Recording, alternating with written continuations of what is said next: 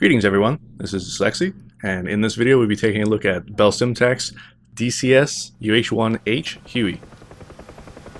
This is an add-on module for the DCS World Simulator, and as you can see it introduces the UH-1H model Huey.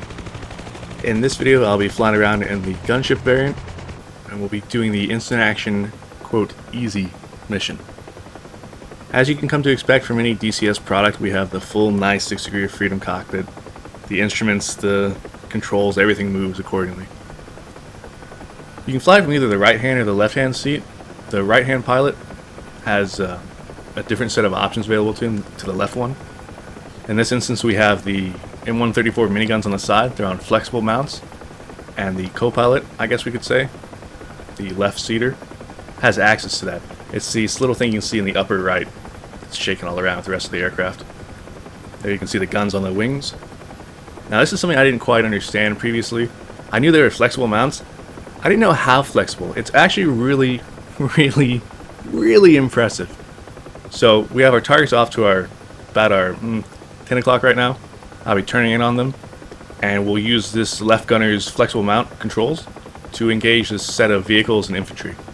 When we do this, presumably, I don't know this for certain, I just assume, in reality, this pilot has to operate the mechanism and can no longer fly because of that, so the right-handed pilot will be flying for him. In this case, it's a simple level autopilot that'll come on and allow me to focus on this amazing, incredible mechanism. And here we have it. We look in, it's a nice little reflex sight. I'm actually controlling this with just my head movements, but as I understand it, you can use mouse as well. So we're firing both of the M134 miniguns mounted on the wings and annihilating the living hell out of everything out there. The infantry don't even have a chance to take a shot. All the vehicles just get annihilated. And you can see on the right side we see our weapon status, the rounds remaining, the autopilot mode. Using this, I don't know, especially against vehicles like this, there's really nothing to it. You're just massacring everything. So once we swap out of that mode, we return to controlled flight from the left seat. But now I'm going to switch over to the right seat and show you the options we have there.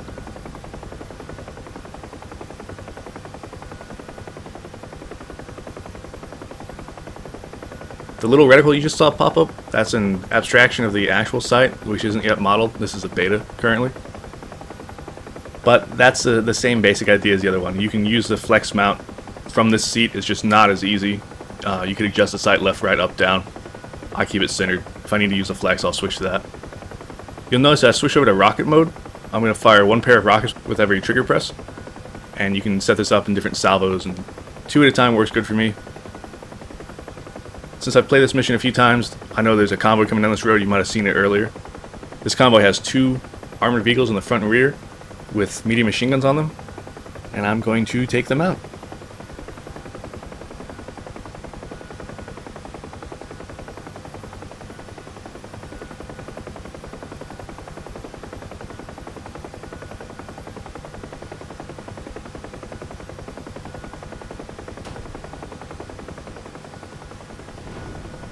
Direct hit.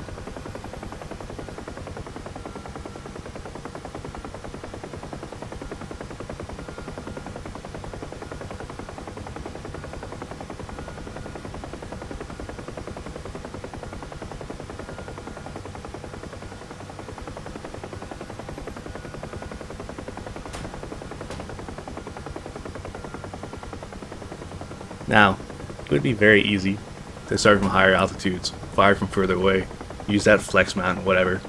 That's not nearly as exciting. So we keep it nice and low, fly around, and just do it very Ride of the Valkyrie style. And now that I've knocked out both those armored threats, there's really nothing left to defend the convoy. The infantry up ahead are dead, their vehicles are destroyed. It's time to just go have fun with the remainder of the convoy. So now I'm switching back to my miniguns, and I'm using it from the right seat this time, so that my aiming is going to be done by pitch, yaw, and banking. One important thing to note here is that these miniguns actually take almost a full second to spin up. So you're encouraged to, once you've started firing, if you need to make a slight adjustment in aim, in Arma for instance, you just fire, adjust aim, fire again. In this, due to that second delay, it's easier to just keep firing. If it's just a short correction, keep shooting. Who knows what you'll hit in the meantime. You can see that here as I switch targets, I will walk the rounds on the next target instead of release the trigger entirely, assuming it's going to be less than a second of adjustment. Another thing worth noting here is that DCS, it is definitely a high-level, large-scale sim. The low-level terrain like this is functional, it's just not pretty. There's plenty of visual artifacts. You saw the floating trees a moment ago. But it's a full fidelity simulation, so you can't have everything, I guess. One fairly egregious fault of this: in the past, the trees were collidable. When DCS Combined Arms was introduced, for presumably AI purposes, they made them not collidable. I still pretend like they are, but you can actually sit there and fly right through a forest and nothing will really happen. Hopefully that's on the schedule to be changed at some point, because right now it's pretty much honor system to not exploit the hell out of that.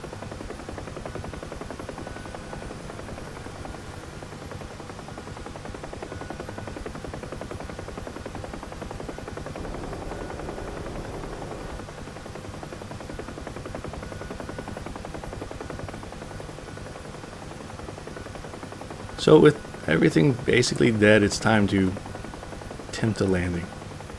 Now, I got this a day ago. This is my second day of playing it. And while I am familiar with the Ka-50 Black Shark sim, I don't play it that often. And this one actually has a proper tail rotor, unlike the coaxial rotors of the Black Shark. So what I'm trying to say is I'm still learning the landings, but I don't think this is so bad.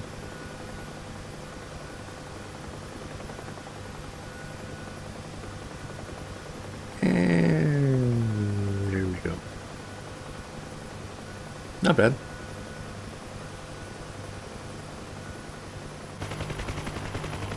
And there's our aircraft. Not at all shot up. I hope you enjoyed this quick little look at DCS Huey. I'll have some more videos of this in the future. Until next time, take care.